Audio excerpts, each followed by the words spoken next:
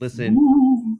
hi to all you Biconics nerds out there, and welcome to a very spoopy edition of Los Chicos Gordos.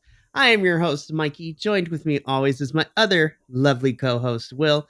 We are here to cover night one of Halloween Havoc for NXT.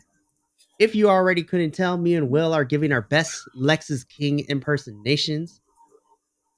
We'll talk about that because I had such a Yeah. I had such a great time with that whole entire from the entrance and the match and everything. It I was a did too. it was a grand time to be held. And honestly, that's my initial thoughts of just night one of Halloween Havoc in general. This was a fun time. It And was. I like when wrestling makes me have fun because it's Yep. good fun. Me too. I mean, I'm looking forward to next week because we're actually we will be recording after Halloween, but night two is on actual Halloween, so we'll see what kind of shenanigans the afterlife decides to play. Exactly.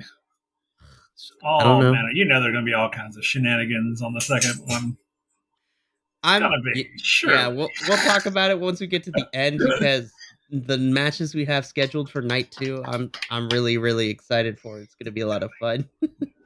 But let's just jump into night one of Halloween Havoc.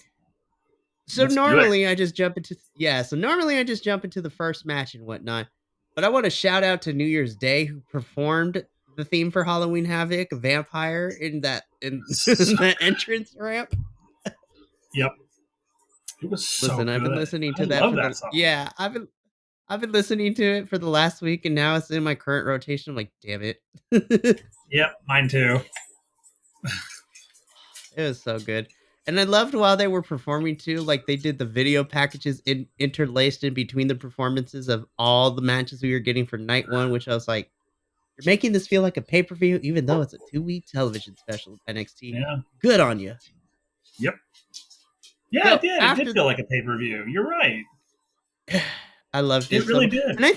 and I think that's why I had a lot of fun with this one because it felt like, even though it was a television special, like we talked about off camera, there wasn't really any match that made me feel like, ugh, here we go, like this is or the P break match because they all the performers had fun during this and it made me have fun, which I Hmm. love.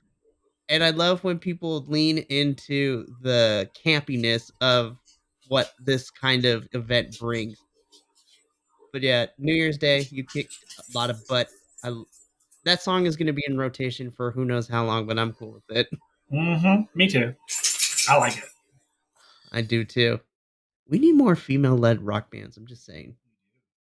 Speaking of females, we jump into our first match that opened up Halloween Havoc night one. In a Devil's Playground match, we have our girl Roxanne Perez taking on Kiana James. I didn't know what the Devil's Playground match included, but then I saw it and then I loved it. Oh yeah, me too. I figured it was going to be something playgroundy, Right. you know, but I didn't realize it was going to be like playground. And I was my like, oh, goodness, that's a swing set and a kiddie pool, and I was like, okay, I'm here for this. I'm here for this. I found it really interesting how they decided to use and I use set in air quotes here, like the set of the match itself. I found it interesting that it was mostly contained to one particular section of it, which made a lot of sense because there wasn't really any room where the commentators were to put any stuff there without risking any injury. Though that didn't stop other matches from No, trying. it did not. No, it did not. Before we get into the intricacies of this match, I want to shout out Roxanne Perez coming out as the female version of Freddy Krueger. Listen, the girls showed up and showed out with their ring gear inspired by Halloween themed stuff. And I'm looking at the men, I was like, y'all need to take notes. Like, what is happening? Agreed. And not to mention, Scarlett Bordeaux and Shotzi at the beginning, Oh because my obviously gosh. Okay. Scarlett was Marie Antoinette, And and Shotzi Shotzi was was, like Hellraiser, I which loved was it. so freaking cool. Listen, if you were going to pick two women or two people in general on the WWE roster that fits the mold for Halloween Havoc, Scarlett and Shotzi were the perfect choice. I mean, they do have their I gotta watch their YouTube show where they take their fellow WWE superstars and coworkers to the most haunted places in America. So I gotta watch that to see what happens with all that. But yeah, this first set of costumes, because we'll be talking about all of them at some point. But Marie Antoinette for Scarlet and Hellraiser, Hellraiser, the Pinhead. Hellraiser with Shotzi. I was like, God, I love this woman. It made me love her even more. I was like, oh my god, that is Pinhead. I am loving you, girl. It's like Cinnabite realness. I love I mean, it. like, let your freak flag fly, girl. Her and Scarlett were so great this whole entire episode. I Do the love them whole so much. thing. Do the whole thing. Gosh, they were great hosts. I don't know if we got told if they were coming back. I'm like, please come back next week. Yeah, you're not kidding. I don't know. Yeah, I hope so. I hope I would. so. I would think so. Ugh. Again, It better. I hope so. Yeah, Shotzi, Scarlett, shout out to you two because you're great. Now back to the Yeah. Devil's Playground match. You know what? I knew Roxanne was going to be good, but I want to give lots of kudos. Kiana James kind of killed it this match too. Like, Yeah, she did. this is the best I've ever seen with her, and I'm like, girl is a future star in the making. Yep. Oh, I agree. I this was brutal, and I know I say this a lot with a lot of the women's like specialty matches like this, but this one was they were out for blood, and I think there even was some at one point. I think it was Kiana. I think it was Kiana had the on her forehead. Like the big old knot on her Yeah, forehead. I was like, ooh. Yeah, So this yeah, match was. And again, Roxanne proves that when you put her in a stipulation match that's kind of violent, she kind of thrives because she and Blair had a great Weapons oh Wild match yeah, at Great American Bash. But there were so many highlights of this match. So first and foremost, just in no particular order, Kiana throwing Roxanne into the barricade multiple times, like in a hanging, swinging neck breaker kind of thing, just like brutalizing her. uh-huh. Let's see what else. Roxanne picking up a piece of the set from the fence and stabbing Oh my Kiana with it, god, yeah, and and it then broke. break, yeah, I was like, that might be like, maybe that wood's not as heavy, but ow! yeah. She broke that across her back. I was like, Uh, oh, I was like, shiza. someone's gonna be sore in the morning. Yeah, they Uh, are. Kiana using the seesaw to like, like hit Roxanne with it too. She's like, It was so funny. She walked over and she's like, ugh, and I was like, oh my god. and then of course the last three things I have in no particular order. Roxanne doing like this falling neck breaker where she pulled Kiana back Oh onto the right. slide. Yep, I was that like, was so damn, that thing good. bent. It was so good. Yeah, there was nothing left of that slide. The pop rocks on the purse was Yeah, great. that But was great. I think my favorite part of this whole thing is that Kiana is ready to hit Roxanne with a trash can. Was it a trash? Yeah, it was a trash can, and Roxanne got a running start on like the swing set and like used the Oh momentum yeah, of the yeah. monkey bars to kind of Uh kick huh. it into Kiana. I was like, oh, this is great. That was great. There My was only another. crit- yeah, my There, only critique is just like you didn't use the pool, but that's okay. I know they were going to though. There was a moment there that I think was Roxanne. I think was trying to put Kiana into it, and then Kiana slipped out of it, and that's when I think she hit her in the on the stairs or something, and then tossed her over the barricade. Then got up there and was like stomping on her. I was just like, oh my god! And you saw like Roxanne's legs going. I was She was spalding everywhere. It was This great. was so fun. I was like, oh my god. Yeah. It was Yeah, great. of everything that was used as a weapon, listen, me and Will are a particular age, our swing sets were built different. Yeah. So when Kiana took the like the metal like chain links of the swing and tied it around Roxanne and was just whipping her, I was like, listen, I have had a many a pinched finger in Oh those yeah. old school swings with the metals hanging onto them. Yeah, that was painful. I was like, all wrapped around her. I was like, ooh, that's got to be pinching and like biting her. I was just like, Listen, ugh. I can't speak for Will, but I was a fat kid as a child, okay? So, like, when you have those metallic things and just listen, pinching the cheeks had a whole different meaning. Mm-hmm. Truth. But ultimately, Roxanne picks up the victory here. She hits the pop rocks onto Kiana's purse, which has the brick in it. And the brick, yes, the brick.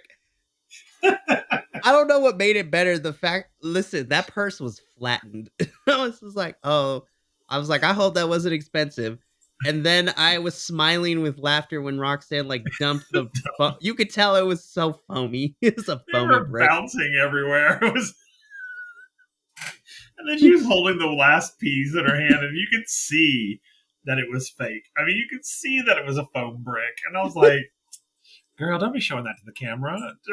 Just like I know. I was just like, that's not real, but you know what? I didn't mind it. I was there for it. Yeah, Again, Halloween Havoc. I'll be saying this so much during our review. I love the campiness from of everything that this whole entire night one was.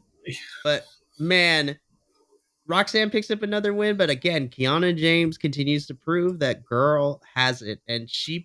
This was a really stellar, solid match to open up it Halloween Havoc. was. I thought it was very good. I was like, "Wow!" I was like, "Okay, okay, this is a strong match." I was like, "Huzzah!" I was like, "Maybe the rest of it will be as strong." And I wasn't disappointed, honestly. I I mean, wasn't either. this was. I mean, but this was a very. This was They set a bar high, though. I will say that because this was a pretty darn good match. Man, this was a solid opener. It was. God, it was so good. It was. So after the Devil's Playground match, we get a few backstage segments. So first up, we have this backstage interview with Carmelo Hayes. And I was just like, oh, and this is going to be a running thing with Carmelo this whole entire night. So Mm-hmm. immediately, hold up, I got to put my interview glasses on. There we go. Now we're twinsies. um, Carmelo did this backstage interview where, uh, he's asked about how he feels about. Well, initially, he's asked, and Carmelo talks about like what he's looking forward to and how he's preparing himself for Ilya. But then it takes a turn when he's asked about what trick. And so Carmelo gets a little bit more hostile. He gets passionate, and then he lets it slip. That is just like, listen, my focus is so determined. I'm willing to do whatever and anything. Is like it didn't matter getting rid of Baron, getting rid of Dijak, getting rid of Trick. And then he caught himself when he said that. And then our our lovely interviewers was like, hold up, let's go back to that part. And Carmelo just kind of tries to dodge the question and then he leaves. I was just like, ooh. I was just like, uh-huh. I was like, okay, so either he is so trying to cover up his tracks, or it is so sincere that he actually didn't do it. So I don't know which way I want to go. I don't know. I mean, truly, I'm like, do I really want him to be the one to have done it? Kind of, yeah, because especially if Carmelo is wanting to turn true heel. Like, if you want to turn true heel, that's the way to do it. I mean, to truly like beat your best friend to the ground to get him out of a match that you know that he would probably take from you. And and I'm kind of like, okay, okay. And then part of me wants it to be somebody else, just and try to frame it on Carmelo. That would be a fun one, which is what's kind of what it feels like is happening right now. Is because as you'll all see as we go through the episode, everybody talks to Carmelo through the whole time. So Carmelo is so over it. He's just like, but when we get to the final interaction Carmelo has tonight, he's just like, I'm tired of everyone. And when we get to that final interaction, I'll talk about because I'm like, literally, it's like a giant game of Clue right now. Like, who attacked Trick Williams backstage with an unknown weapon? It was Professor Greek. It was Professor Plum. exactly. It's literally a giant game of Clue right now. It really is, and I'm digging it actually. I love it. From this backstage segment, we get one. We get a more lighthearted, like campy backstage segment. So Shotzi and Scarlett are holding tarot card readings with Metaphor. So, uh, we'll talk about it more in detail. But how this backstage segment went down is that Scarlett's reading these cards to Metaphor, talking about a great tragedy is about to happen. You know, you're about to go on a journey, and then hold what you like love close and whatnot. And when she said that, I laughed because Jakara Jackson and Lash Legend were holding on to each other when she said that. I'm like, yes, I love that. And Oh as yeah, soon as Scarlett and Shotzi leave, like Oro Mensa is me. It's just like, y'all, this got bad juju vibes. I don't like it. And I was like, yes, me too. Like, we don't mess with tarot cards and Ouija boards up in this household.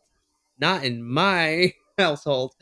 But I love as they're arguing about this, Akira Tozawa kind of just slips by, takes the Heritage Cup, and then walks away with it like a Looney Tune cart like character. oh And my then god, Noah and Dar, the rest of Metaphor, freak out and they're trying to figure out what happened with it. This was fun. I love Metaphor. They are I great do too. comedy. Love them so much. They are great. They are so entertaining and so fun. And I love that they got into the spirit of Halloween. And this little segment backstage was just hilarious. I mean, I love their chemistry together. And then when Kurosawa took the trophy out, and it was like a cartoon character, just sort of like Bugs Bunny, like coming in there, like, oh, okay, and then out he went with it, and I was just like, like what is going on right now? It's like, whatever it is, I'm here for it though. I'm totally here for it. Oh my God, it was goodness. so funny. Man, we'll see Metaphor later, and I can't wait to talk about like the implications of what we get in that second interaction that they have. But after Akira Tozawa literally Pink Panthers the Heritage Cup for Metaphor, we jump into our next match of the night. Hold up, let me see if I could do the best impression. Literally, we have Lexus King versus Dante Chen, and I kid you not, like as soon as it starts, the music hits, and freaking what's it called? Lexus King just slides in with his chair. His throne. It was like, God, I it was was, like, what is happening? I was when I was watching it today. I was messaging Mikey about it. I was like, wow, that is so 1980s. And I was like, hey, Guns N' Roses wants their hairstyles back It was and their so obnoxious. clothes. It Oh my was god, it so was obnoxiously large. wonderful. And it was so great. And I was telling Mike this off camera also, is that this is so like old school. He is so old school. And I'm loving it. I don't know much about the dude, but coming in, his entrance, the way he came in, the way he was dressed, his hairstyle. I know it's weird with those weird dark areas, but that's okay. And then his fighting style. It was so old school, and I was here for it. I truly was. I love this. I love this whole his whole excuse me his whole aesthetic. I really do. I really liked it a lot. And You know? he did lose his headband in the fight though. Yep, he did. And we talked about the 2 weeks leading into Halloween Havoc with the vignettes. Like both of us were kind of on the fence about like how is the presentation going to go? And then full camp happened on my television screen. I'm like, Yeah, yes. If this is what we're getting from Lexus King every single week, I I'm am here here for for it. it. Yep, me too. Because it's so funny the lead ups. It did not give you any of that. It painted a more serious It picture. did. Like he was going to come in there and like chains and shit or something. I don't know, but I never would have guessed that he was going to come up in there like an old school, wrestler. I mean, it truly. I mean, his whole vibe was like it reminded me of when I used to watch wrestling as a kid. I mean, it was very similar, and I was like, wow, okay, he completely blew my expectations. because I thought it was like, oh god, here we go again, another whiny wrestler. Boohoo, my dad didn't love me or some shit. And then he came in, and I was like, okay, I'm kind of digging you, dude. I was totally digging him. I like this whole match. It was good. I mean, this match served its purpose. We got to Mm-hmm. see a little. We got to see Dante Chen had some offense in, but this match served the purpose to introduce Lexus King to the television audience, as well as to see a little bit of his in-ring work, which was fantastic too to Yeah, watch. it was. And again, like we talked off camera, I agree with you. This is getting very old school, like rough and tumble Oh 80s yeah. style of WWF like wrestling from the back in the days. I mean that slap he does with it, he uses his whole body in it though. I was like, that is so old school. That is so like 1980s, early 90s wrestling. I mean that truly was. I was like, God, I was like, I think I've seen that move before. I was like, God, this all of this was just bringing back all kinds of memories, all kinds of Mhm. pleasant memories. I love it so much. And again, Lexus King picks up the victory here for this first in-ring debut. And like I said, I didn't know what to expect when we got the vignettes prior to, but if this is the direction we want to head, I I'm will be the here. first to buy that man's t-shirt when he Yep, comes out with it. indeed, agreed. So good. After that match, we jump backstage really quickly where we see Chase U prepping for their match against the family. Again, this is the odd couple four that we have that I love. Thea and JC and Andre Chase and Duke Hudson. God, I love these four together. It's so It fantastic. really is. So I love the dichotomy because Andre is trying to keep Duke focused and JC is just being JC and I love her. She's just like, no. It's like, dude, you're awesome. Like, calm down. And Andre's like, no, you need to focus. We need to do this right.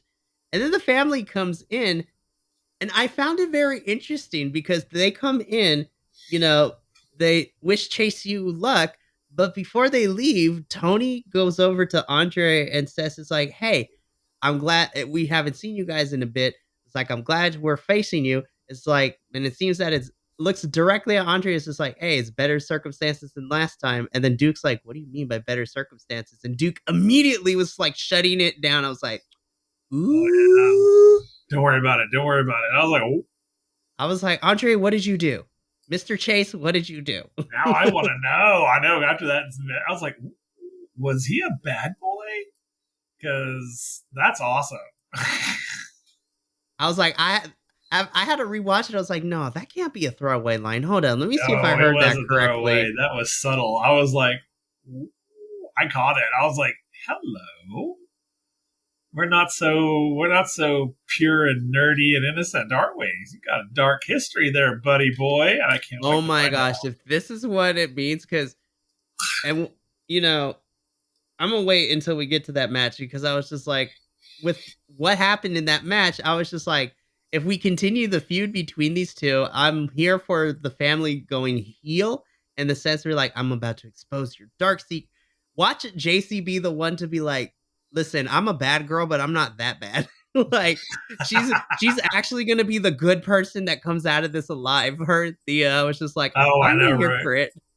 Oh my god, me too. But yeah, better circumstances. I'm like, excuse me? I was like, ooh, someone's got a pass. Someone's got some skeletons. I can't oof. I'm hoping that we get more out of this, but the family leaves of their own accord. Chase U continues to prep for their match. And then we jump into our first NXT Women's Breakout Tournament semifinal match between Kelani Jordan, Ariana Grace.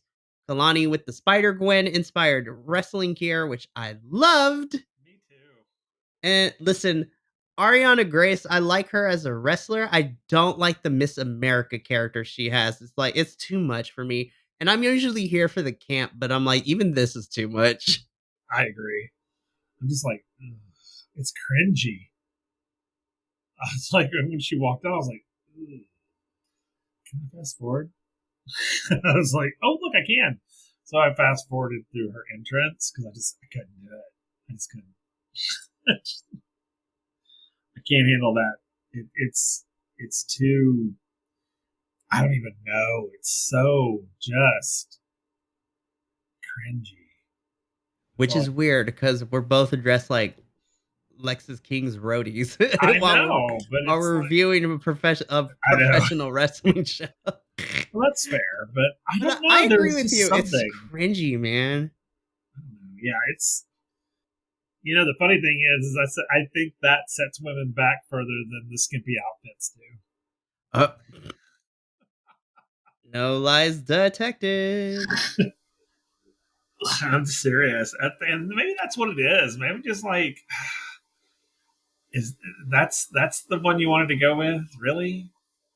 I mean, don't get me wrong out there. Anyone who watches this is into like Miss America and all that. I know those women work their asses off to get where they are. Trust me, because I know people who have done it, and it has changed over the years. It's less sort of sexist. It's still extremely sexist, but I don't know. To me, it's just like that's you could have picked so many other things, and that's what you went with. I don't know. I mean, I would rather her come out as like Little Bo Peep than Miss America. I mean, seriously, I would love some of that. Like, can you imagine with like the two piece with like little white lace on it, and she comes out with like a shepherd's crook, and I mean, seriously, and she's like comes with a little stuffed sheep that she holds with her. I would be on board with that more than I am on board with the Miss America That thing because is very, I very don't know, fair. it's cringy. So anyway, enough of that. Let's go to the match.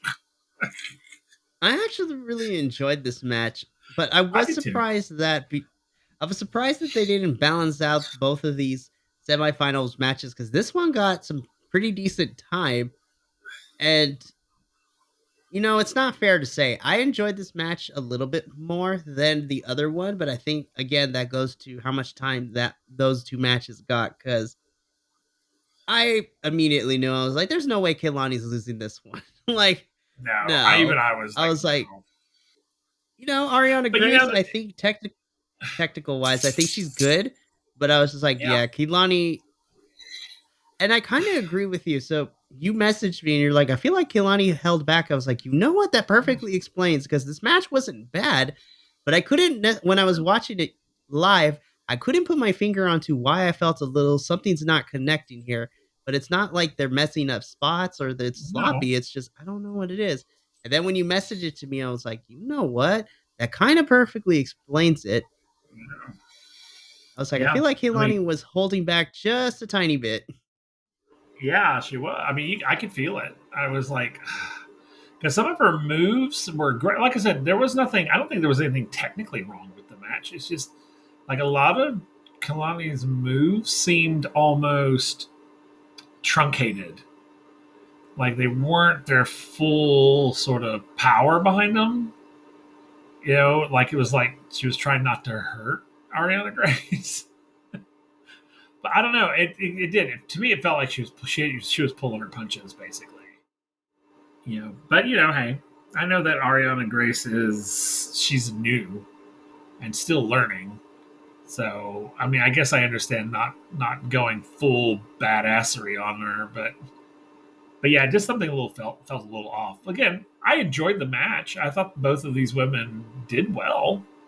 So it's not that, but I just felt like Kalani was either she was holding back or she was told to hold back, that sort of thing. So, but Yeah, overall, I liked it. I agreed. But as I said, the wrestling gods did not agree with it. I guess not. That was weird. Listen, I still have power, so we're good. The wrestling gods didn't strike me down and make me lose internet. It's been like crazy rainy here, like stormy lightning and weirdness. Wrestling gods, we promise we're gonna give you the Yeah, sacrifice at some point. I swear we will. Let's. So before the wrestling gods decides to cut everything, so after this, okay. So I gotta admit, I almost messaged you during this next segment because I didn't mean to laugh. I really didn't. Like, I try not to. But this was so hokey, and I literally almost messaged you, Will. I'm like, Will, I think I'm going to hell for laughing at this. So Well, I'm all we sending you like messages about, well, it's homoeroticism. Oh, okay.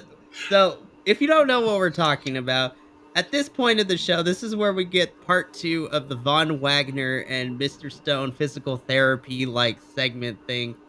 And again, I feel like I'm going to hell because I was laughing at this. I was like, I know it's supposed to be serious, I laughed. I'm not gonna but I lie. couldn't. I'm like, I'm going to hell, and that's okay. But essentially, what this is it's more mellow. It's well, the music starts hitting. I'm like, Days of Our Lives. What is happening? Like, Yeah. literally, this is like a plot out of a telenovela or even like a daytime soap opera. I was like, I was waiting for the evil twin to come in at some point. Which, by the way, as a random side fact, uh, soap operas. Why do we go with the evil twin so much? Anyways, I don't um. So the conversation has that Von Wagner is actually chastising Mr. Stone for picking a fight and setting a match against Braun for night two of Halloween Havoc. And then I was just like, okay, sure. I was like, oh, Vaughn, you're such a good person. Like, you actually care. And then when Robert Stone started to speak and was staring at Von Wagner, I'm like, God, just kiss already. I was like, what is happening? Like, this know. No, but turn this turned from a telenovela into like a soft soft. core gay, like erotic story. I was like, all right, who let the fan fiction out? I mean, okay, come on. When Stone was like, he hurt my friend, and then Vaughn's face was all like, I'm your wait, friend. I'm your friend. I was like, yeah, you're his friend. He's you Yeah, he forgot was the looking at him. He was looking at him like, I love you, man. And I was like, literally, I was like, y'all need to get a room because listen. I'm telling you, this is an ultimate marketing juice because literally Von Wagner's catchphrase right now is somebody's about to get tabled. And someone again, is about to get tabled. All right. I really hope that this subtext is exactly what they're going for because Me too. I was like, y'all are queer baiting here. It's Because I'm okay. I'm here for it. I'm a big That's old what I gay, and said. I'm I here was for just it. like, normally I don't like that kind of stuff. I'm like, I'm kind of here for it with this one.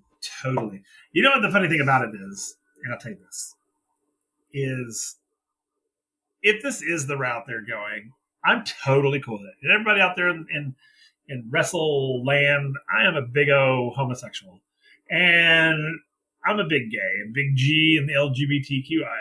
And I am okay with this because we need it, and if this is not the route they're going, that's okay too. But if they are truly underlining something here, allowing us to read between the lines, I'm totally cool with it because any positive representation of gays on in anything, especially like sports, I am here for it. And like I said, even if this is all just innuendo or whatever, and there is no actual gay anything going on, but they are playing it so I'm okay. And the reason being is because they're doing it positively, and I'm okay with that.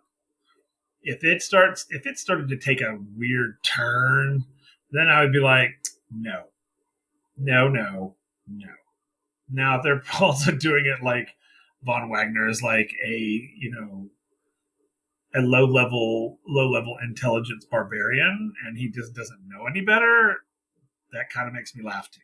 So so with the whole somebody's going to get tabled and he just doesn't realize that what that actually means in like the Urban Dictionary, then that makes me laugh, and I'm here for it. I think it's hilarious. I truly do, because this whole Yeah. scene was so gay. It was. I would call it like it is. It was so gay. It was like I was like, I think they're like living together or something. I don't know. I just They were roommates. yeah, roommates. No, Mom, he's just a friend. Oh Yeah. my goodness, Will. I love you so much. But I think Stone's gonna get his ass kicked. Oh, most definitely. And Von Wagner made it a point to say she's like, "I'm not medically cleared yet, so I can't be there at ringside." I'm like, "Bullshit! You're probably going to end up being there, and You I'm know what okay I with think? it." Here's what I hope happens, and this is the romantic in me, is that Stone faces Braun and Braun like annihilates him, Uh like huh. near death, and then Von Wagner comes back and like avenges him. Yes.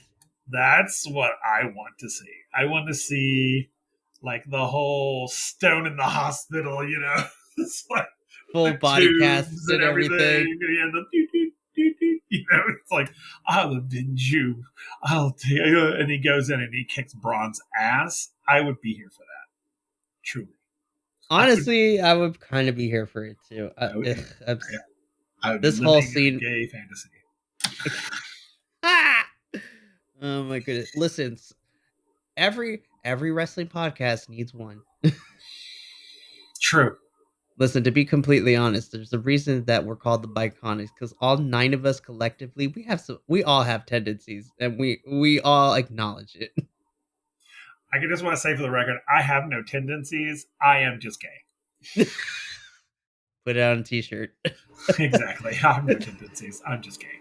That's a t-shirt idea right It there. You heard it is. here first. We're gonna get a picture of Will just and it says I'm here for it. I it's like would I have totally no wear it. tendencies, I'm just gay. Just gay. Oh my goodness. So after this lovely little scene, we could cut back to the performance center in the ring where Shotzi and Scarlett once again have changed outfits for the second time tonight. So this time, Scarlett is a sexy vampire, and Shotzi is Edward Scissor Scissorhands hands. with the whole entire glove and everything. I'm like, God, I love the dedication. Yep. I love it so much. But Shotzi and Scarlett basically are doing hosting duties, and then they plug in their YouTube show, which I'm going to be watching at some point. Oh, I didn't Literally, even I know they had one, and now I'm excited. literally we should. This is extra content. We should have a watch along. We should totally. Oh my god. It would be so good. But as they are talking, Diamond Mine comes out. So we have Ivy Nile, a high girl. We listen. I love Ivy. I don't care what nobody says. But then, of course, we have the Creed brothers, in which Will made sure to let me know that he thinks these two are adorable and they're They cute. are. They're so cute. They're like you just want to pinch their cheeks. They're so cute. It's just Oh like, my oh, you goodness! guys are adorable. So adorable. It's like they're precious. They are. They're so. I'm not even kidding you. It's like they walk out, and it's just like, oh, They're really wholesome. I yeah. can give you that. You just want to hug them. It's just like I'm gonna hug you. It's like if I And ever met them in real they're life. goofy. They're goofy too, man. Like they proved that, like leading into No Mercy, the Fatal Four, where everyone's drinking wine or some sort of alcoholic I'm beverage, drinking milk. milk, and Brutus was not worried about the tag team stuff. He's He's just like, like, "Yo, you got any more of this that pasta?" food, this pasta's good. This food is good. It's better than mom's. I was just like, oh Oh my my god. goodness. I literally, if I ever met them in person, I'd be like, can I just hug you? I just want to hug you. That's all. Let's go That's it. hang out, you guys. Let's go play Yeah. games. Let's go play board games. Let's go play video I'm games. just like, my god, yeah. Let's come over to my house and let's play video games because they just seem like they'd be fun to hang out with. Oh gosh, so cute. Both them and Ivy. Listen, I'm gonna play video games Oh, with Ivy Ivy too. now. I think she Absolutely. kicked my ass, but Oh, absolutely. like I'm here for it. I'd be But okay with it. essentially what this sets up is that the Creed brothers lamented the fact that Los Lotharios were the reason that they didn't get the championship opportunity that Chase U has, so they kind of want to get some payback. So Scarlett and Shotzi basically recommend that they spin the wheel to make the deal to see what kind of match we're going to get between uh, the Creeds and Los Lotharios.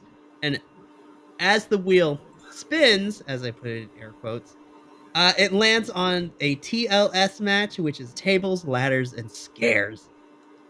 Listen, bunch of people going through tables and flying off ladders. You have me sold like Yep, immediately. I'm there for it. I was like, all Absolutely. right. I'm like, Brutus, how many tables are you gonna do the cannonball through? Is like the I real know, question here. right? God It really excited me when it landed on that. I was like, The yes, possibilities are endless. they But that are. sets up one of the matches for night 2, and we will give a full rundown when we get to it. But speaking of tag teams division stuff, we get into our NXT Tag Team Championship match between The Family and Chase U. I'm not gonna lie, this match kind of slapped. It did. It did. I was just like, I thought this was going to be a joke fight. I really did. I kind of did too, or I, at least you like know, it wouldn't be as like back and forth as it was. But no, man, this no. this match was awesome. It like surprised the hell out of me. I was like, wait, oh, oh, we're actually gonna fight. Oh, okay. I was like, because I was thinking, oh, this is gonna be, they're gonna come in, be, and they're gonna chase, blah blah blah. And I was just like, but no, they were trading those licks back and forth. I was just like, and it was good. It was a good match. This was like my top matches of the night, and I didn't think it was going to be. Honestly, this was up there for me too by the end of it. Once like sat down and went back through my notes, I was like I was pleasantly surprised, and that's my favorite type of wrestling matches when Yeah. I figured that I was like, "Oh, this is going to be a fun match," but this was a fun and a good match too. Like that's what I think the And combination. I did not expect the outcome. I really didn't. And I really Okay, hate that I didn't. Yeah.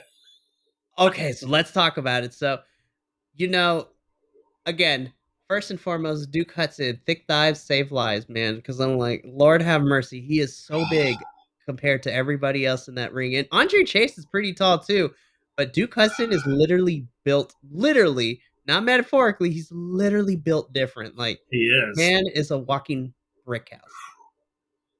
But this Ooh. finishing sequence, so Andre is towards their love Chase U's corner of the ring.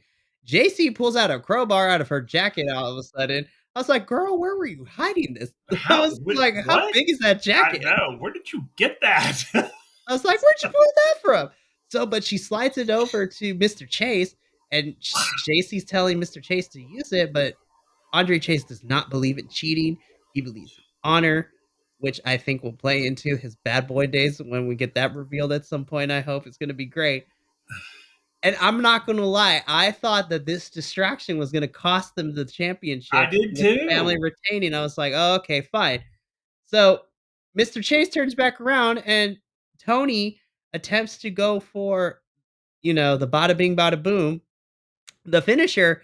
But Andre, like, gets out of the way, ducks it, and as he goes running towards the ring because Tony ends up going flying towards the other side.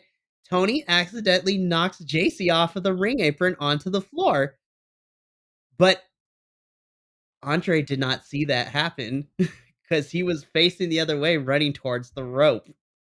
And so Tony is like, "What is happening?" Which gives Andre the chance to grab Tony and do this awesome kind of flip maneuver thing. Yeah. I was I like, was like, where the hell was that? "Listen, Andre Chase is amazing," and I was like, "Oh, damn, I have not seen that before. That's great." But Andre pins Tony clean for the win, and your new NXT Tag Team Champions are Chase U, and I was just like, I You was know like, "Did what? that really happen?" And you know what? The funny thing about it is we talked about this. I was like, wouldn't it be funny if they actually won the match and this, that, and the other? And then I was like, whatever. And I was like, there's no way that the family's not going to retain, and they didn't. And I was like, what? But talking about the crowbar, I thought it was funny because she slid it to him. And he picked it up. Ooh, He he picked it thought up. about it. He He thought did, and about then it. he's like, no, no, no, no, no, and he threw it away. But I was like, he picked it up. I He was could have like, simply just said no, take it away, but he took it. So I'm thinking, ooh, we got some dirty skeletons in a closet. I think. I was I'm like, excited to see what secrets he's hiding. me too. And I have to say that Tony D'Angelo is a thick boy. I I've mean, never seen. I don't think I've ever seen him like in the ring, have I?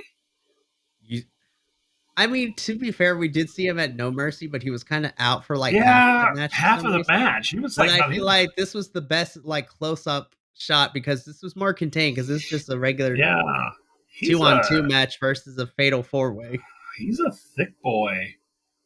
And it was like, and I didn't realize that he was a thick boy until I was watching it, and he came into frame, and I was like, "Oh boy, you Sweatpants thick." season. Seriously, I'm waiting to see that print. That boy thick. He is thick with like four C's.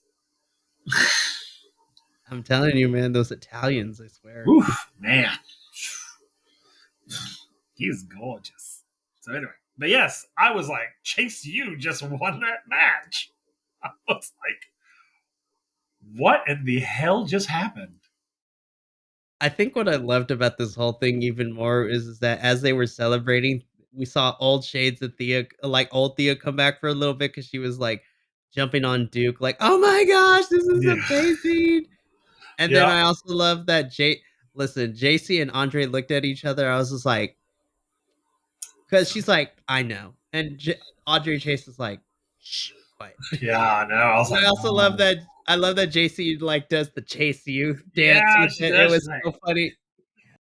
I love this grouping so much.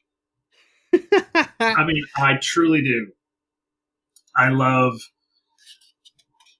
I love where, and I hope that, and again, like we've said many times, I hope this is not just a trickery type thing. I hope this is like a legit thing. Like, JC Thea and Chase U like come together and create this whole new thing. I would freaking love Me too, man. that. I'm thoroughly excited to see what happens next. And we got new tag champs, so we'll see, what how the feud with the family continues as well as who's going to come into Chase U's for challenging those titles. So I'm excited. Listen, next up we get Nathan Frazier's little news segment, which I love to death again. I love the reoccurring character bit. So Nathan Frazier with the hard hitting truths, and he literally just takes a massive dump on Dominic Yeah, Mysterio he the whole does. entire, which was so funny to hear and watch. But then we also kind of got a little sentimental because Nathan goes into that last year at Halloween Havoc. Wasn't so great for him because he did get injured in that ladder match for the North American Championship match last year, in which, by the way, our boy Wesley won the North American Championship in that ladder match last year at Halloween Havoc. And Nathan's just like, I've gotten hurt. I thought my career was over, but then I've gotten better, faster, stronger, and I'm better than ever. And so I'm laying down the challenge of Dominic Mysterio versus Nathan Frazier for the North American Championship next week at night 2 of Halloween Havoc. And I immediately just said, yes. Oh, me too. And I love that Nathan Frazier said that Dominic was as useful as a chocolate teapot. I'm like, I love you. I was like, I was like, yes. I was like, that is very European, and I'm oh, here it for it. was. Oh my God. He was calling him out left and right. I was like, I am loving that. My So that was goodness. good. I love Nathan. I'm excited for this match. This is Yeah, going to be great. me too. So, next up, we got to talk about it, but this one didn't overstay its welcome because next I, up we had, I literally sent you the text. It was like, Jesus Christ. like, as soon as without any context, I was like, oh, he must have gotten to that part of the show. So, so we have a backstage interview with Baron Corbin, and essentially what Mackenzie does is like, so Baron, you came up short last week. And then Barrett literally, I will say this one didn't overstay its welcome. But Barrett's just like, yes. I was like, it's like I did the damage, but I came up short because somebody else took, the pin. I was like, that's how my whole entire career does it. I do all the work. Wine, wine, wine, wine. Somebody Want gets some the credit. fish with that wine? Jeez. You want some cheese with that wine? That's all he does. That's all he does is whine about shit. And it drives me crazy. It's like, seriously, every interview they have ever done with him, every time he has opened his damn mouth, it's boo hoo me. Nobody likes me, but I don't care. And it's like, well, dude, if you didn't care, you wouldn't say it on television, you dumbass. And I'm just like, I just can't handle him. Even for the short amount of time he was on the screen, I was like, I need to wash my eyeballs out with soap. And I was just like, what? Ugh. Just ugh. So essentially, what this backstage interview boiled down to is that was the first part, and then the second part goes into Mackenzie trying to play detective out here. So it's like, well, Trick Williams got attacked backstage, and I this part I actually like what Barrett says. It's like, I'm gonna be honest, I was just like, I don't like Trick Williams. But what it equate to is like, I don't do no punk stuff. Like if I'm gonna hit him, I'm gonna hit him in his face. I'm not gonna attack him from behind. It's like I don't like his look. I don't like his theme song. I don't like him as a person. I was just like, okay, I'm kind of here for this. This is kind of funny. But then he brings it back around and says, next week, if Ilya comes out of that match with Carmelo in one piece, he better have his head on a swivel. And I was just like, oh Lord, here we go. I think Baron's coming for that title next. He will never get that freaking title. Absolutely not. Because if he ever gets that title, there'll be no shutting him up.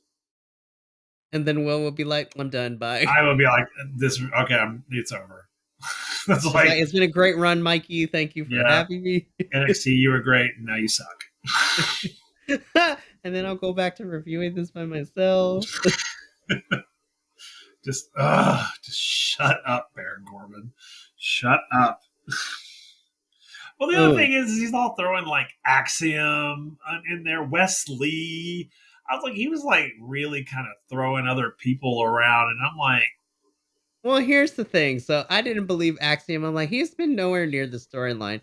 But then I was intrigued. I was like, you know what? That'd be kind of a funny swerve if Wes ended up becoming the prime suspect, and then is like Wes is like, nah, bro. It's like, I ain't gonna do that.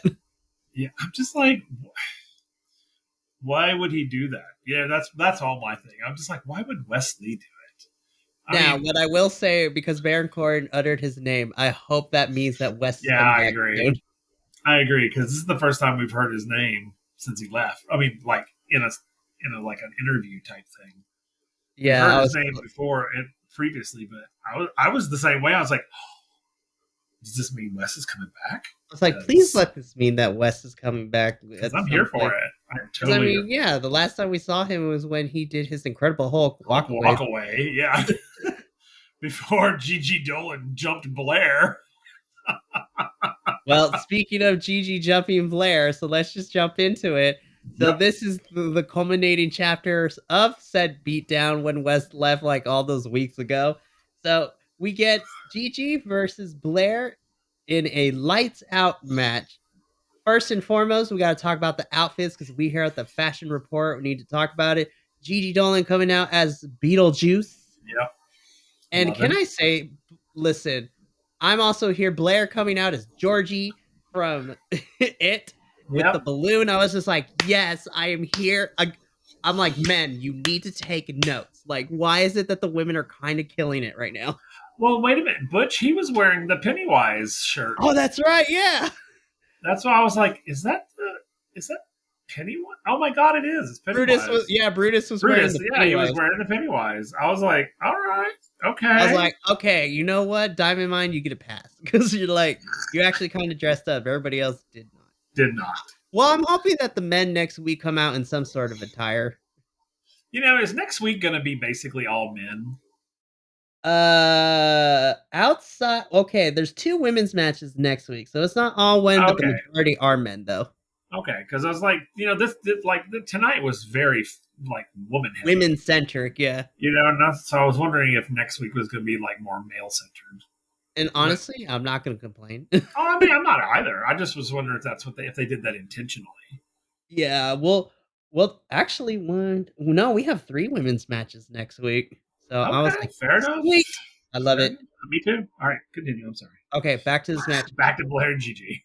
Jesus Christ, Will! This match was wild. This match was wild. way crazier than I thought it was going to be. I mean, I thought it was going to be crazy. They were out for blood. They were, but it was brutal. Like, and I know I use that word a lot, but my God, it was brutal. They were literally trying to kill each other. I mean, let's just talk about some of the spots. So, like the ones Yeah. that I have on my list is Gigi's Meteora to Blair. So she sets Blair up on the Yep. floor in the chair and then just literally jumps and knees her through the chair with it. I was like, and Blair's just perfectly corpsing in the chair still when it falls over. I Oh my love that God. part. Oh, The kendo stick shots that Blair hit yeah. Gigi with in the chair was also crazy. The trash can shots coming out. Uh, just okay. But the spot that was like the oh my god, I think somebody is about to die is Gigi goes against the ropes and she's going for something, and Blair literally chucks the chair at her. And from the way it hit, that thing went flying.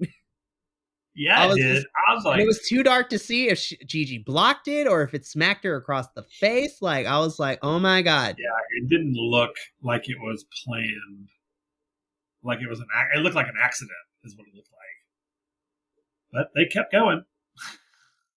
that chair. I was like, oh, somebody needs to stop the match right now because I was like, oh, that was a brutal chair throw. I was like, oh my gosh, what is happening? And then we hear commentary. I was just like, I think they almost got hit with the chair. Yeah, they almost got hit by the chair. I was like, oh my gosh. And then, of course, Will was messaging you this because then we get to Blair and Gigi are on top of the announcers' tables and there's a table set up. And Will's just like, I noticed that these tables are nubbed a little bit. Yeah, I was like, huh. I was like, looks like the structure of these tables has been altered. That's a little sus. And of course, as Gigi attempts to throw Blair, Blair slams her through the table. They get back into the ring. I was like, yes. My only critique is as soon as they got back into the ring from this table spot, Blair kind of just hit her finisher, and that was it. I was like, Yeah, that oh, was damn. it. I was like, damn, that was kind of quick. Yeah, it was. I was like, oh, I thought for sure we were going to have a little bit more. At least Because, like 2 or 3 more minutes, but yeah. yeah, because it was like, the momentum was there. And I think And then it kind of they could went have. beep. I was like, oh, okay. I was like, that's my only critique, but I thought this was a fun match. And Blair Davenport picks up the victory in this chapter. God, this match ruled. It was so much fun. It was so much fun. Now I can't wait to see what their relationship will evolve into. I was like, what's the Yeah. next match? Fight in the Yep. steel cage. Do it now. Yes. Oh my God. Yes. I Gosh, want I'm so it's fighting something, fighting a William Sonoma. I don't care. jeez, it's be so good. But yeah, this lights out match was so much fun. It was. And then I also love just as the behind the curtains kind of thing. When we were talking, you're just like, I don't know what you were telling me, you're just like, I don't know what a lights out match is. Yeah, I was like, I didn't know what it wasn't. I was like, oh, it's actually like a black light match. I was like, okay, because when I think blackout, I think like dark, like like hitting each other with shit in the dark. I don't know. I was just like, like you put on the camera, you put like the night vision goggles on the camera, and They you can should see literally the wear infrared goggles and fight. yeah fight with infrared goggles. I'd be That'd like, be there you go. amazing. See, there's a lights out match for you. Honestly, I love that Gigi's colors were right because she Yeah, had the black and white and the orange hair the stood out orange was so just like much. And glowing. I was like, literally, she looks like a laser tag arena, but it's great. It was awesome. No, it was Oh my great. goodness. My only critique for this whole match is that they didn't use the kiddie pool. Again, I was like, it It, was right there. yeah, Hopefully, I'm hopefully some of the matches next week will use that kiddie pool that is still because see, there. coming from a theater standpoint, you never put something on a set that you don't use.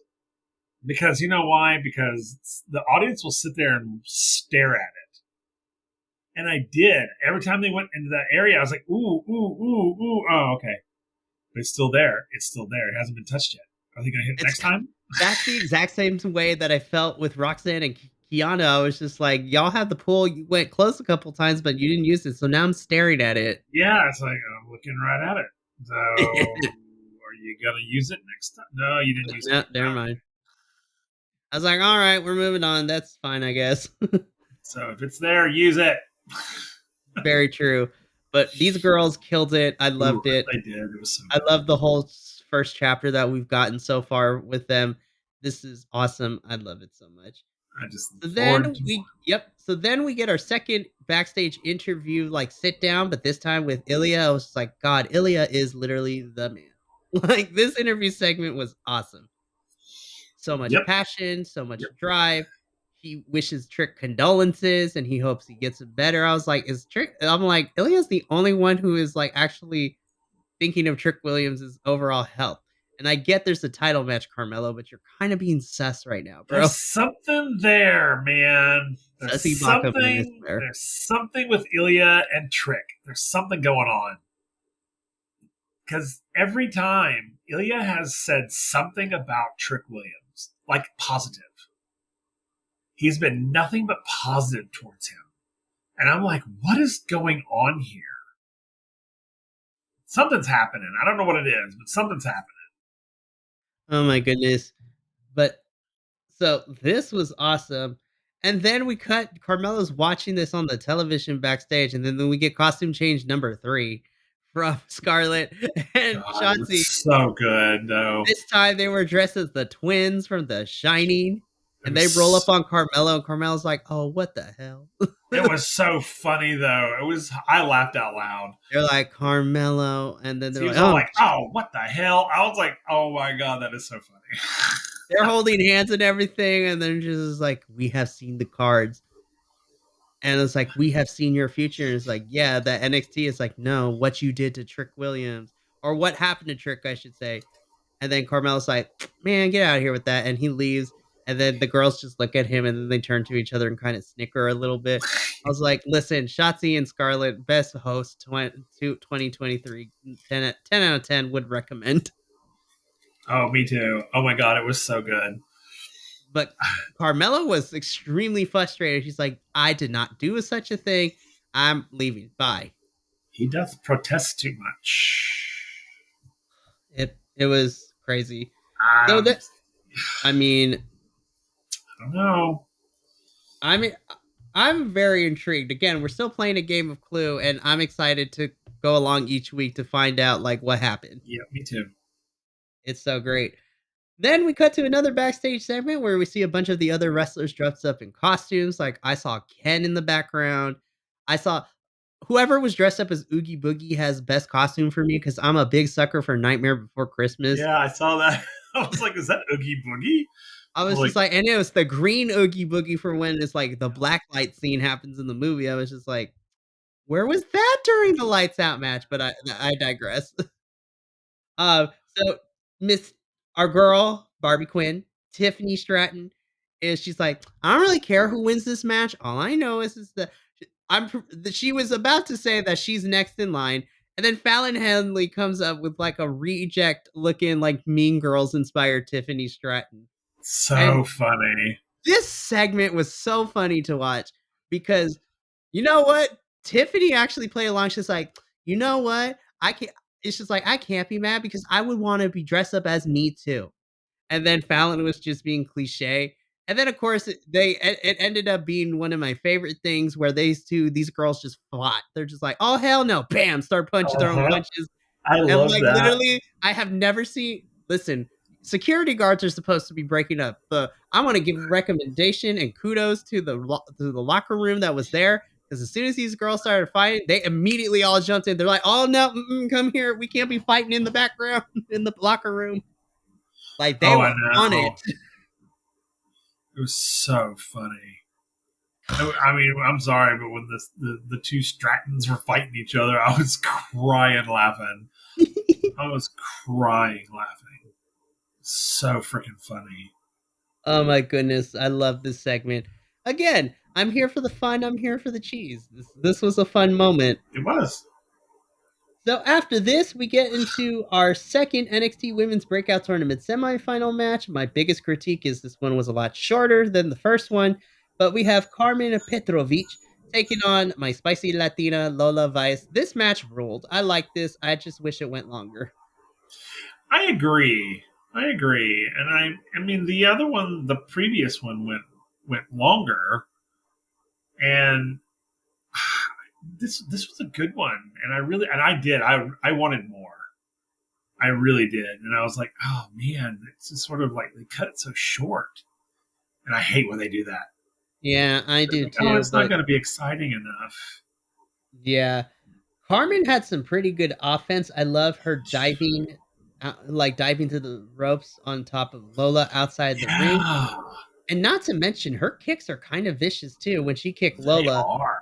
but nothing still compares. Lola Vice with that freaking kick to Carmen across the head to knock her down to the floor to get the pin. I'm like, listen, Lola's out here about to kill bitches out here. She is. She's about to kick everyone in the face, and I'm kind of here for it. I was too. I was like, But damn.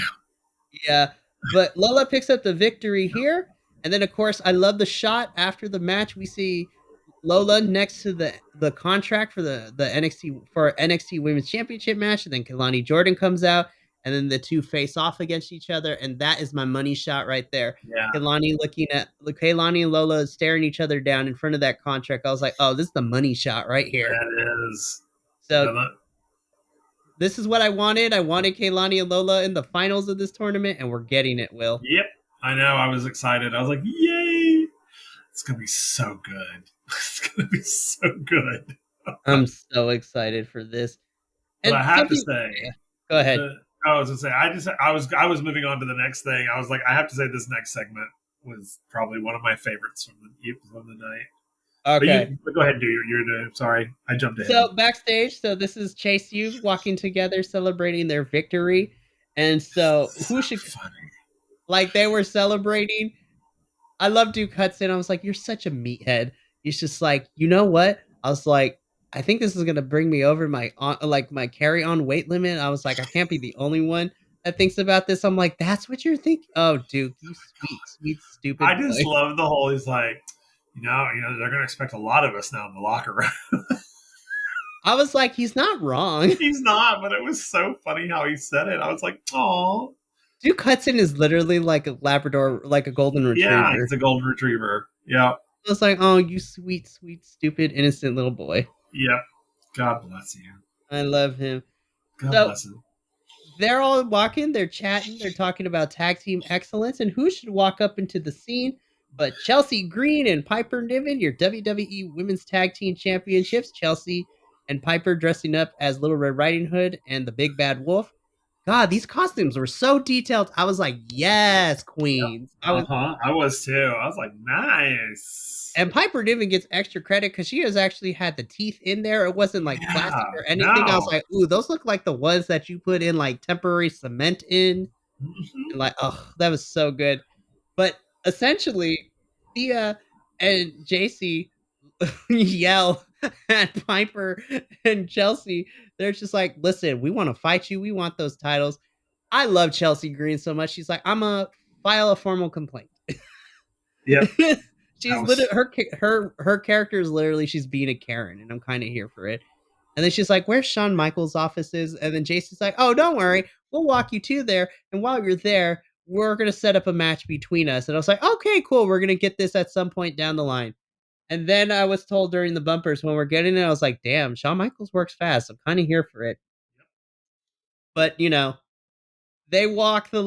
ladies walk off to the office, and then Andre and Duke just walk after them celebrating. They're excited. This was such a fun segment. It was. It's like it was one of my favorite of the night, and just because of Duke. Duke just makes me happy. He's come a long way from when he first came into NXT to where he is now. I like he lost the match and he was forced to join Chase U and he was so resistant against it. And then, you know, when I was filling you in of NXT before you joined, I was like, Duke Hudson, like we thought that he was gonna join the schism and like he was gonna turn on Chase U at because we thought he was gonna turn against Chase U at Stand and Deliver back in April, and then he put on the T-shirt during the match, and then he ripped it apart, and then he's like, "I'm Chase U forever," and then they had a match and they fought. It was literally this man is Chase U forever now, and I was like, I can't see Duke without Chase U now. I love it so much. Speaking of loving things, we get to see the return of Metaphor. This time they're all around, like, trying to figure out where the cup went, and Lash Legend's like, "Hold up, I got this text message." And we literally see that it's a haunted house. And so literally we see a picture of Akira Tozawa, like, with the trophy. And then it's like at a haunted house, the text message says, "You come to this address if you want this back." And I'm like, "Oh god, Metaphor is gonna go through a haunted house. This is gonna be great. We're gonna have some Scooby Doo shenanigans. Somebody's getting kidnapped." Love Oh it. my gosh, I'm here for it. Yep. I can't wait. I can't So wait. so funny enough, last year at Halloween Havoc, the victims of having to go into this haunted house surprisingly were Carmelo and Trick. That was fucking hilarious. Oh my god, how funny. And the fact that it's Metaphor and there's 4 of them now, I am so excited. Oh my god, that is hilarious. It's Oh gonna my be god. corny, it's gonna be It is. cheesy, It's gonna be but this so is one of funny. my favorite parts of Halloween Havoc. I'm like, "All right, who's going to the haunted house this year?" Yeah, no, right? It's so much fun. I I love love it. it. I'm excited. Okay, so next is probably my favorite interaction that Carmelo has had all night. So Carmelo is literally watching on his phone, Metaphor, like yelling and screaming, trying to figure out what to do. And Carmelo's like, I did that last year. Hell no. Like, because he did that last year. He's like, I ain't messing with haunted houses no more. And then he puts his phone away, and then we just hear somebody clap, and Carmelo's like, man, what you want? And then it shows a very, still horribly tanned Braun Breaker. Listen, somebody needs to Braun, you need to fire your tanning person because this is not Seriously. helping. But I Damn. have to say this is probably my favorite interaction because I was like, "Oh, I actually kind of like Braun here a little bit." I was just like, "This is what I want to see from you, Breaker." Because Carmelo's like, "Man, what you want?" And Braun's just like, "Hey, man, like I applaud with what you did." And Carmelo's like, "Oh yeah, everybody's got jokes now about me attacking my best friend. What everybody should be talking about is this insane focus I have against Ilya next week." And Braun says it perfectly. I'm like, "I'm kind of here for it, Braun." It's like whether you did it, whether you not did it. I know I didn't do it. You know, you got to do what you got to do, man. I was just like, I got to let you know, whatever happens next week, it doesn't matter because I'm coming back for that. And me and you are always going to be crossing each other's paths. So you better be ready. And I was just like, yes, Braun, this is what I wanted to see the whole entire time, the last few weeks. Where was this? Yes, I know. Finally, I was like, now see, here's a Braun that I can get behind. Like, I truly was like, okay, He I literally see. gives no fucks. And Yeah. that's what I wanted to see. And I was like, there you go. You finally found him. I was like, hallelujah. Because I'm just like, he was just one of those that I was just like, what the fuck is going on with this dude? You know, it's like, pick something. Because right now I don't care about you. Now I'm kind of starting to be like, okay, I see where you are and I see what you're doing. Okay, let's play. Let's If play. this, yeah, if this Braun sticks around, I am all here for it. And I've always been a big Braun Breaker fan anyway, so but I agree with the fact that he's been spinning his wheels the last couple of months or so. But now I'm just like, this is the Braun I want to see. Give me an evolution to Yep. his heel character. Yeah, because the ultimate villain is a great arc. Mm-hmm. You know, if he's that's why I kept saying it's like if you're gonna go full villain, go full villain. You know, don't stop pussyfooting around. Like just be the bad guy. Seriously. But yeah, this was probably my favorite interaction Carmelo had all night, I agree. honestly, it's because this version of NXT. Listen, there's so many talented people, but I will put this out there: Carmelo and Braun are the big two right now, and I'm like, those two are going to be like in the same veins as like Rock and Stone Cold, John Cena and Randy Orton, and Triple H and Shawn Michaels. In terms of these two are going to be having rivalries together against each other for the whole rest of their careers. Like it's going to be that, and I am here for it. It's fair. Yeah.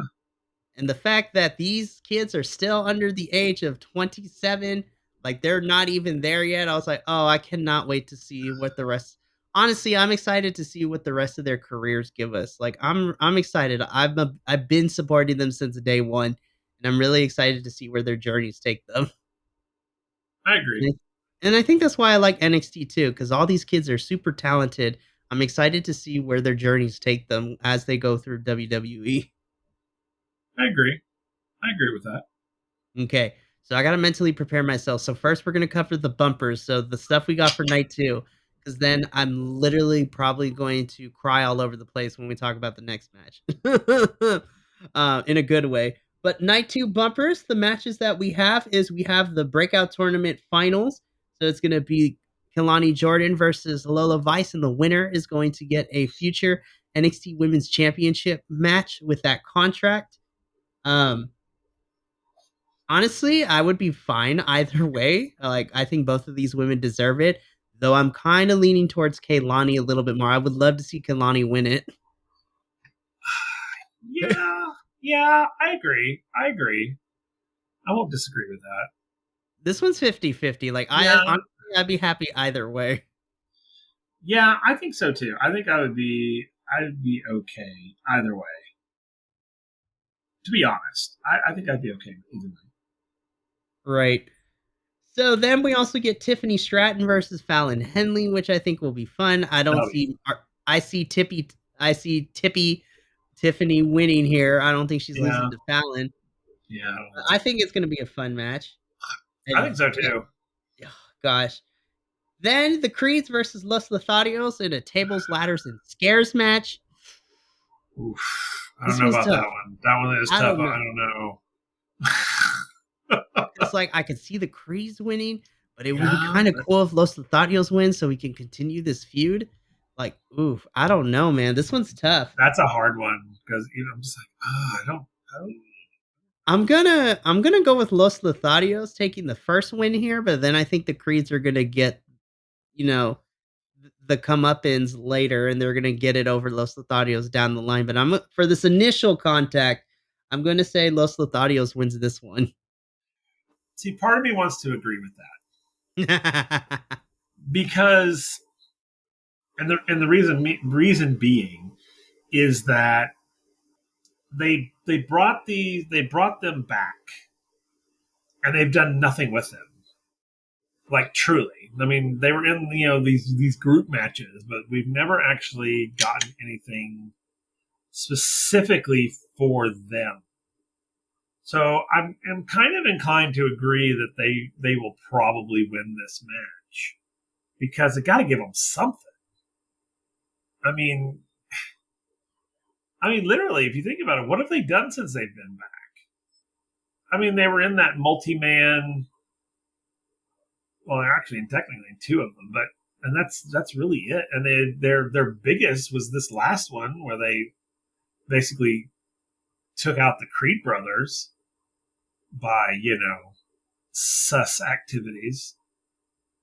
But other than that, I mean, is it time for them? I mean, that's my whole thing. I'm like, okay, so is this their time? Is this because I'm all for them taking it, and then this kind of rivalry between the Creed brothers and Los Lotharios. I'm kind of here for that. I think that'd be really cool. So I mean, yeah, I don't know.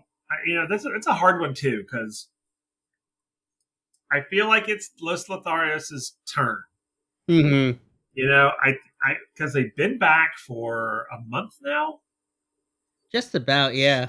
and that's it. And we've hardly had anything with them. And I'm like, hmm and that's what bugs me is they did that whole, as you say, telenovela thing, and then they bring them back, And they kind of stalled that. yeah, and it kind of stopped. It's sort of like, oh yeah, we're here, just hanging out in the background, waiting for something. So maybe this is their moment. Maybe this will be their start to climb. Right, So you know, so I mean, that's what I hope. I hope that it is that I hope they win because I really want that for them. right. So yeah, Okay. So then we have Dominic Mysterio defending the North American Championship against Nathan Frazier. As much as I would love Nathan to win it here, I think Dominic is keeping it. I think so too. Sadly, I think you're right. I, Yeah. I mean, who knows? They could surprise us, but if Rhea Ripley is out there, I'm just like, yeah, Nathan's gonna have a tough time. Yeah. Plus, what's his little group? Danger. Judgment Day. Yeah, Judgment Day. That's it. With them hanging around out there. Hence why Nathan Frazier was like, "Oh, you can't do anything without Judgment Day." And I'm like, yeah, that's unfortunately true. And I think Yep. Nathan's going to be victim to that in some capacity. Yeah, I I think think so it's too. going to be a fun match, but I think I think Dominic's so too. retaining. I think you're right. I think you're right. Okay. This next one is hard for me to predict for the WWE Women's Tag Team Championships. You have Piper Niven and Chelsea Green defending the titles against Thea and JC. This is blasphemy of me to say. I love my girls, Thea and JC. I do. But I do not. I could be wrong, and I would be happy to be proven wrong, but I do not think they're taking the titles off of Chelsea and Oh, I don't Piper. think so either. Because they're a different division, right? Yeah, Chelsea and Piper are in the on the main roster, but technically these titles can be defended across all three brands. But I don't see I, I don't see Thea and JC going to main roster to defend these Yeah, titles. because I mean that's going to open up. I think that would. I think if JC and Thea won, then it. I think it would open up too many cans of worms. I don't. I agree with you. I don't think they're going to win this match. Which makes me sad. I agree. Me too. But I think it's one of. But I think one of. I think it's a great learning moment for them. Because they're like, yeah, we can take you on. Blah, blah, blah. And then they lose, and they're like, okay, this We is got to where go we back went. to the drawing board. This is where we went wrong. Okay, so now we need to do this, and then I could see that. But yeah, I don't see them. I don't see them taking that title. Not yet. Maybe a little bit No. later down the road, but not yet. And then our main event for night two, as we have already established over the last couple weeks, Carmelo versus Ilya 3 for the NXT Championship. I think Ilya's retaining here, but I'm excited. This match is going to slap too. If it's anything like No Mercy and Great American Bash, the matches that they had, I would be excited for. I wonder if there's going to be shenanigans. Ooh, you know what? I wonder if we're gonna get a missing it. If we're gonna get a mystery attacker, if Trick Williams is gonna get involved. There are so many things. But see, I think shenanigans could happen. What I'm hoping is though is that shenanigans happens after the match is over. Right. Because I want Ilya to beat Carmelo clean without any I agree. That's shenanigans. what I'm saying. I hope shenanigans either happen at the beginning of the match or after the match. But I want Ilya to win it clean as well. I don't want it to be a I won because somebody else did this. Right. And I think this is the end for Carmelo and Ilya for a little bit because this is their third match since July against each other. So I think this is the final in this trilogy, and then both of them will move on to their next feuds. Carmelo hopefully being against Trick, or who knows, maybe while Ilya's busy defending the title, maybe a certain Mr. Lee comes in to face Carmelo and defend Trick. I was just like, yeah. I'd be here for that. Listen, I'm just Wes versus Carmelo. Wes, Trick, and Carmelo is a trio combination of however they want to decide to tell the story that I'm here for. Yep, me too. I just want Wes back on my television screen. Me too. I miss our boy, man. I only had him for just a short little period of time. See, and I got spoiled because I've had him for almost a year and a half now. I'm like, this man is great. He's one of my favorites. Bring it back. I know. I'm getting sentimental and emotional thinking about it. So we jump into our main event. But before we get there, Ms. Jade Cargill makes her entrance known at the top of Uh the perch in that badass outfit. I was like, yes, girl. Yes, Miss Jade. You work it, honey. huh. Oh yeah. God, I was like, holy crap! Look at you, girl. that is star power and charisma just oozing off of your body. It is amazing. Okay, I promised myself I wasn't going to get emotional, but I got to tell you, man, this main event for the NXT Women's Championship, Becky Lynch defending her title against Lyra Valkyria. When I tell you, Will, sobbed after the I match did. was over, not I because did. I thought it was bad. No. I sobbed because this, minus the like questionable kind of turn we got last week with Lyra, I actually was like more okay with it because of the storytelling that these women put Yep. on in the ring. Agreed. And I cried because the match was great. I cried because I cried with Lyra. Spoiler Uh-huh. alert, Yep. being able to beat her teacher to become the NXT, your new NXT Women's Champion.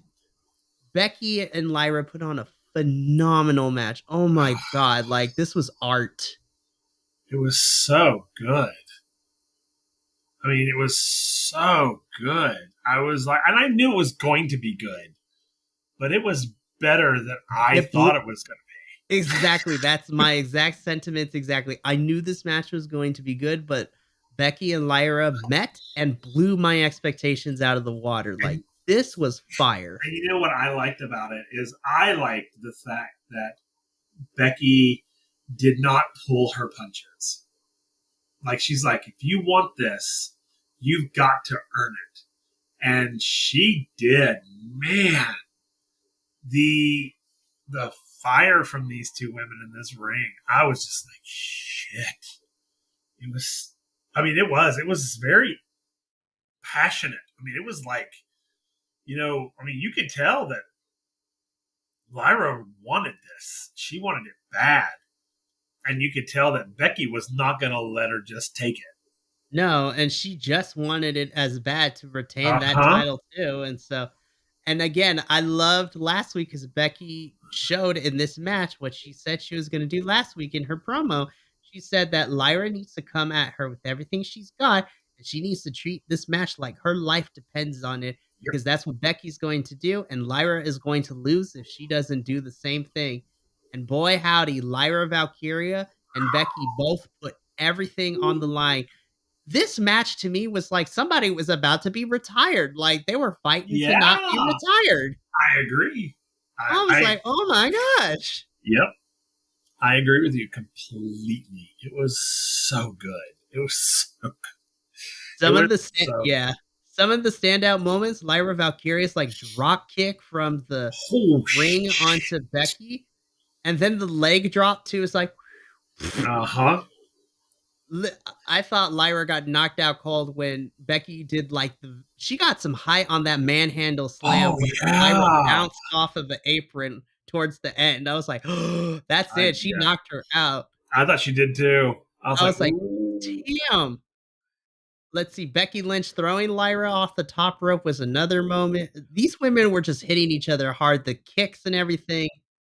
My favorite moment, though, is the finishing sequence. Becky goes for another manhandle slam, but then Lyra rolls her up and pins her cleanly to become the new NXT Women's Champion. And I cried because this gave me shades of Eddie Guerrero doing the same thing when he was wrestling all those years ago to pick up the victory, like just reversing Lyra reversing Becky from the manhandle slam into the pin. And, oh my god, that match was beautiful, and I was tearing up a little bit, but then the waterworks flew of what happened afterwards because first, Becky gives the title to Lyra, holds her hand up, but then what made me cry even more was when they hugged each other afterwards. I was like, No."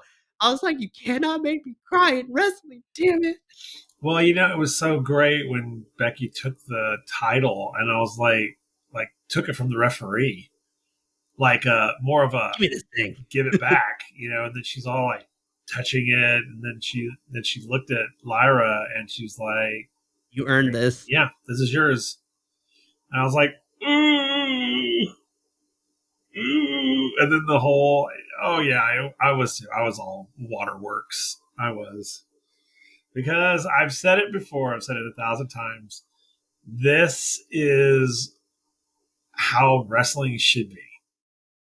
I just think it was beautiful. It was wonderful. It was brutal, and after a match, it's like we're still friends. We can be friends. It's like you won this title fair and square. I have no hard feelings. Just be prepared. I might come back for it later, but not like threatening. Nothing about what Becky did was threatening. It was very much congratulatory. It was like you earned this, you deserved it. Yeah, it sucks that I don't have it anymore, but you know what? I can sleep at night tonight knowing that you have it. That is one of that, and that's what I pulled from it. And that's why it got me all. got me all worked up is because it was like, Becky was like, yeah, I really want this, but if I can't have it, you're the best person to have it. And I'm just like, ooh. Oh, yeah, I was tears running. Yeah, Yeah. and I mean, this match obviously was my match of the night, like hands down, no contest. Like Oh, this, yeah, absolutely. I was just like, this was beautiful. And before we get into our final ratings and then signing off, I want to take a chance to get on my soapbox real quick because Becky Lynch only held that NXT championship for 42 days. So, like in hindsight, it hasn't been a long run. But I want to say this run in terms of wrestling for me, this NXT Women's Championship run that Becky had, I think has been the most important for NXT. And here's my reasoning why. Because since winning that title, Becky has used this championship reign to put a spotlight on some very amazing women's talent that hasn't been utilized properly, from the likes of Tiffany to Tegan Knox, Indy Hartwell, and her having a championship match last night on Monday Night Raw, and then her program with Lyra Valkyria, and even like other women are now getting a lot of screen time because Becky wanted it that way. Like Xia Li, who I haven't seen on main roster in quite some time, is getting screen time because Becky wants her there. And Becky has fought for all these women to fight them and to get them on television too. And for me, I do not understand why people said that this the reign was lackluster. I was like, to me, I don't mind that this was a short title reign for Becky because the quality that she put in with all the defenses that she did with her title reign, putting a spotlight and putting over other women, even though she beat them, is important Yep. because, again, women's wrestling needs to be taken more seriously. And Becky Lynch did just that. She put a spotlight on some amazing women. And now I'm so happy to see where Lyra's title reign takes her. And I was like, Lyra deserves it. I'm excited for the possibilities of what match. Honestly, at some point, I hope NXT gives it to me. Roxanne versus Lyra is a match that I want to see, and that's at the top of my list. Ooh, yeah. Roxanne versus Lyra is a match I hope we get to see at some point. Amen to that. Kind of piggybacking on what you're saying about Becky, and the title only being this long. Well, I know a lot of people were pissy about it or whatever, but it's not how long you hold the title; it's what you do with it that counts. And that's what. And Becky was using that title to elevate women's wrestling. I mean, truly, that's what she was doing. I mean, in all of those interactions between her and Lyra, all she did every time is lift these women up. Even if they're like in opposition, she's like, these women deserve this. This is why I do what I do because, that's why me having this title means so much. It's not just for me, it's for all of the women out there, all little girls who want to be wrestlers but are told they can't because it's a boys sport, or that sort of thing. And I'm here for it. This is what I love about it. This is why I think this is why I basically shined to her so quickly, is because I'm very much about that as well. That's sort of my philosophy. It's like you got to lift people up. You got to use what you have to inspire people and use your platform for good. And she does. Becky does. And she's still a wrestler, so she still does her wrestling stuff. She still smack talks like everybody else does, but she uses her status as an example, and it's not an arrogance thing. It's truly a look where I am. You can be here too. If you want it bad enough, you got to bring it. Lyra, that's what she told Lyra. It's like, if you want this title, you're going to have to bring everything you have to get it. Because I'm not just going to give it to you. Because that's not how it works. You want it, you earn it. And I am like, yes, empower these women, girl. Empower them. Empower them. So that's why I think that's why I have shined to her so Mhm. quickly. It's just inspiring. It really is. Even for me as a man, it's inspiring. Oh, absolutely. So, Becky, I don't know if you'll ever see this review, but if by chance somebody shows you this, just want you to let you know, me and Will here, as well as pretty much all of the Biconics boys here, we love your work. You did amazing in this NXT Women's Championship title reign, and you put a spotlight on some amazing women who we've all been fighting for to get that spotlight, and you fought to get that spotlight on them too. So, Becky, nothing but respect. And to Lyra Valkyria, my girl, baby girl, congratulations. You deserve that win. That was an amazing match. And I look forward to see where the rest of this first title reign, because I think you're going to have a couple of title reigns in your future. But I'm excited to see where this first title reign leads with you, and I'm Yeah, excited. girl. Hell yeah. So Yeah, I'm excited to see where Lyra's first title reign takes her. The possibilities make me excited. agreed. I'm very excited about it. Well, unfortunately, that does bring us to the end of night one of Halloween Havoc. So before we get into our sign offs, we do have to go through and grade this. I am, and I might be a little biased, but overall, there wasn't really too much for me to complain about. I did have some critiques in terms of timing and how much time some matches got. And but honestly, there was no even the Baron Corbin stuff didn't really bother me as much as it normally does because it didn't overstay its welcome. Yeah, So agreed. I had such a blast with night one and just everything that got presented to us. Believe this is the highest I've ever given any show rating, but I'm gonna give this a 9 out of 10 for me. Actually, scratch that. 9.5 out of 10. This was a near perfect show for me because it had everything I wanted. Good wrestling, fun backstage segments. We had character development. We had some comedy spots, minus my minor critiques, because no show is perfect in my eyes. But this reminded me of why I love professional wrestling because it was just a fun from me. It was a fun match beginning to end, and of course, Becky versus Lyra literally carried my opinion to a 9.5 because that match alone was just beautiful, and just everything got just the flow of everything was so much It fun, was. I and agree. from a booking and writing standpoint, like it flowed and it made sense, and nothing really was like, oh, this is a weird place to put it here. No, I agree. Yeah, so I give this 9.5 out of 10. Cool. I actually give it 9.9 out of 10. And the only reason I didn't get the 10 is because of the weird. There's a couple of weird moments, but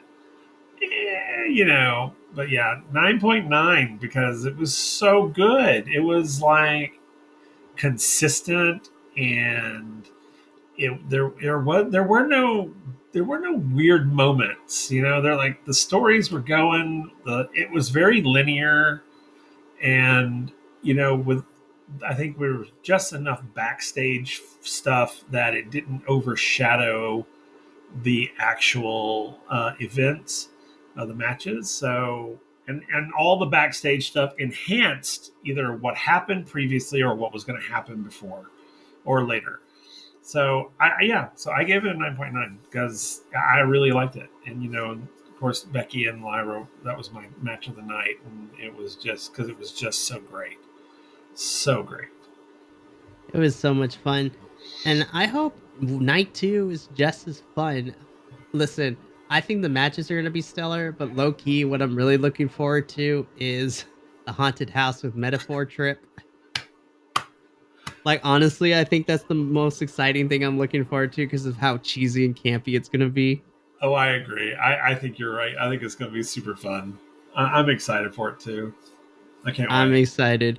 But that does bring us to the end of this week's Los Chicos Gordos. Next week, even though we'll be reviewing the day after, we will be reviewing the actual Halloween episode of NXT where we'll be covering Halloween Havoc Night 2, where we have some pretty fun matches lined up for that.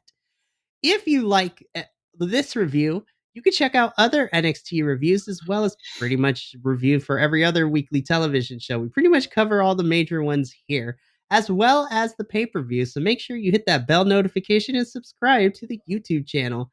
If you want to see some behind the scenes shenanigans, notifications on when these videos goes live, as well as fun little clips that get taken out of context half the time with our episodes, like you could follow us all over the social medias at BC WrestlePod, and you should check us out at the Biconics Wrestling Podcast, where all podcasts can be found. If you think that we're unhinged in these reviews, you should see what happens when we're not really covering a certain television show. We just let everything fly freely. It is insane. Stay tuned within the next couple of months because as we're getting close to the end of 2023, we're going to have our big episode where hopefully all of us can be there and we talk about the year in wrestling and then we go through our best and worst of the year because it's always fun to hear everyone's opinions. It's going to be a great time. But until the next Los Chicos Gordos review, this has been Mikey with my amazing co host, Will. And remember, take care of yourself, love one another, and as always, stay biconic, you beautiful bastards. But until the next review, ta ta for now.